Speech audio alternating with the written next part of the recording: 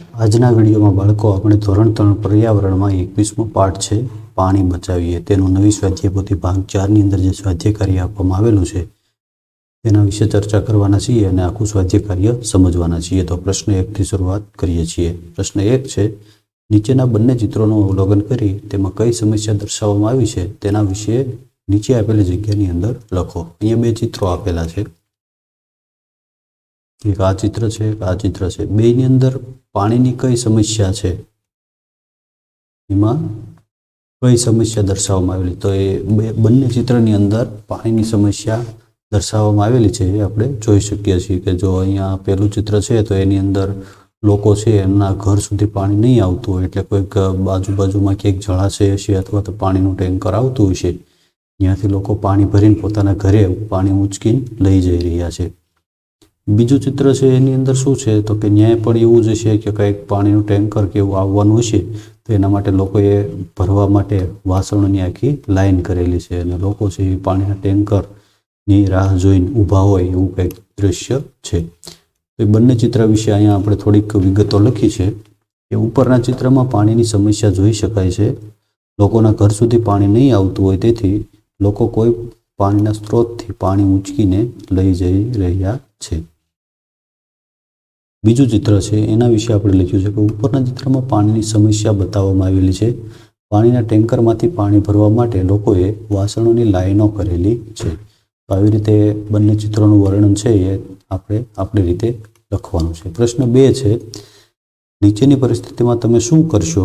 અહીંયા અમુક પરિસ્થિતિઓ આપેલી છે, એ પરિસ્થિતિ જો તમારી સામે આવે તો તમે ત્યારે શું કરશો એને વિશેનું આપણે વાત લખવાની છે। કે પહેલું છે શાળાના નળમાંથી પાણી ટપકે છે। માની લો કે તમારી નિશાળની અંદર કોઈ નળ છે એ લીક થઈ ગયો છે અને એમાંથી પાણી ટપકતું તમે જુઓ છો તો તમે શું કરશો। તો આપણે લખ્યો છે જવાબ કે નળ ટપકવાનું કારણ પહેલાં તો જાણીશું કે નળમાંથી પાણી ટપકે છે તો શું કામ ટપકે છે, અડધો ખુલ્લો રહી ગયો છે કે નળ ખરાબ થઈ ગયો છે કે શું કારણ શું છે નળ ટપકવાનું।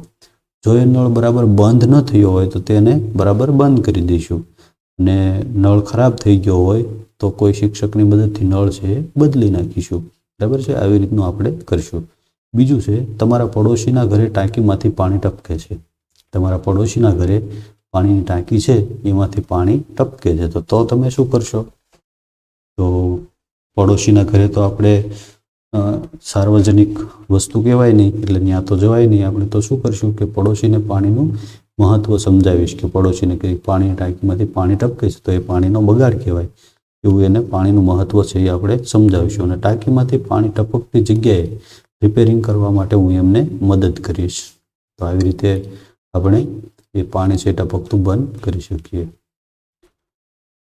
ત્રીજો પ્રશ્ન છે રસ્તા પર કોઈ જગ્યાએ પાણીનો નળ તૂટી ગયેલો છે। રસ્તા ઉપર તમે ચાલીને ક્યાંક જતા હો અને રસ્તા ઉપર પાણીની કોઈ વ્યવસ્થા હોય ને ત્યાં પાણીનો નળ તૂટી ગયો હોય, એના લીધે પાણી છે એ તૂટેલી જગ્યામાંથી બહાર નીકળતું હોય તો તમે શું કરશો એ જોવો તો આપણે જો નાની લાકડી પર કોઈ કપડું વીંટાળીને તૂટેલા નળની અંદર ફસાવી દઈશ જેથી પાણીનો બગાડ અટકી જશે તો પાણી નીકળતું બંધ થઈ જાય। નાની લાકડી લેવાની, એના ઉપર કપડું વીંટાળીને તૂટેલી જગ્યા નળ તૂટી ગયો એની અંદર ફસાવી દઈએ એટલે પાણી છે ત્યાંથી બહાર નીકળતું બંધ થઈ જાય।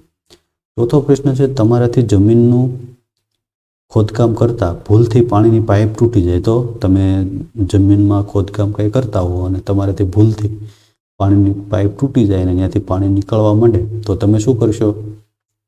તો આપણે ઝડપથી કોઈ રબર અથવા કપડાનો પટ્ટો શોધીને તૂટેલી જગ્યા પર બાંધીને હાલ પૂરતું પાણી બંધ કરી દઈશ।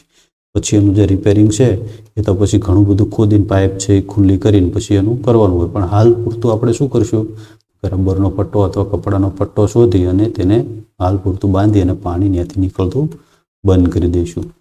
આગળ પ્રશ્ન 3 છે ચિત્રમાં આપેલી પાણીની સંગ્રહ કરવાની રીતો વિશે લખો। તો અહીંયા પાણીનો સંગ્રહ કરવાની 2 રીત લખેલી। જો અહીંયા એક ખેત તલાવડી છે।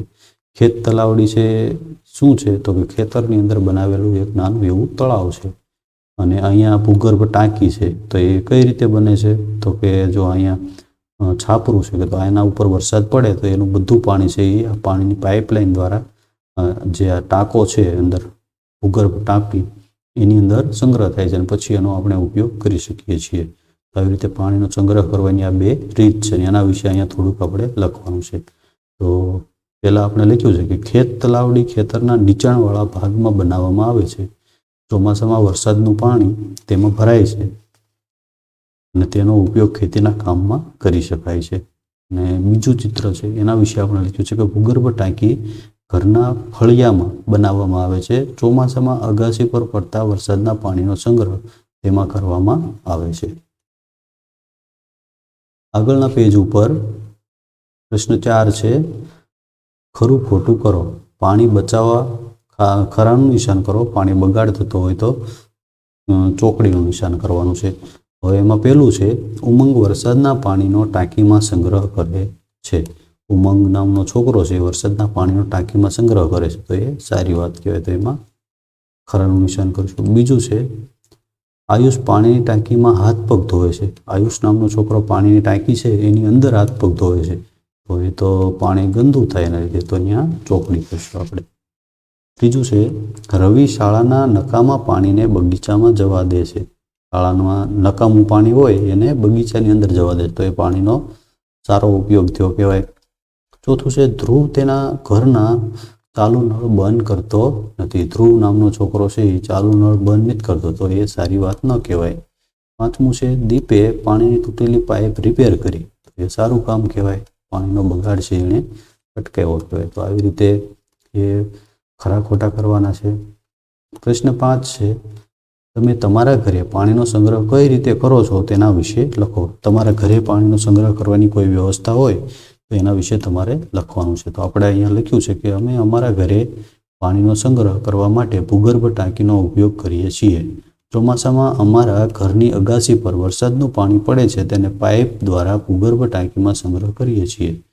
એ પાણીનો ઉપયોગ રોજિંદા કાર્યો માટે કરીએ છીએ. તો પાણીનો સંગ્રહ કરવા માટેની તમારા ઘરે જે વ્યવસ્થા હોય એના વિશે પણ તમે લખી શકો છો. પ્રશ્ન 6 છે, આ પાણીનો તમે ક્યાં ઉપયોગ કરશો?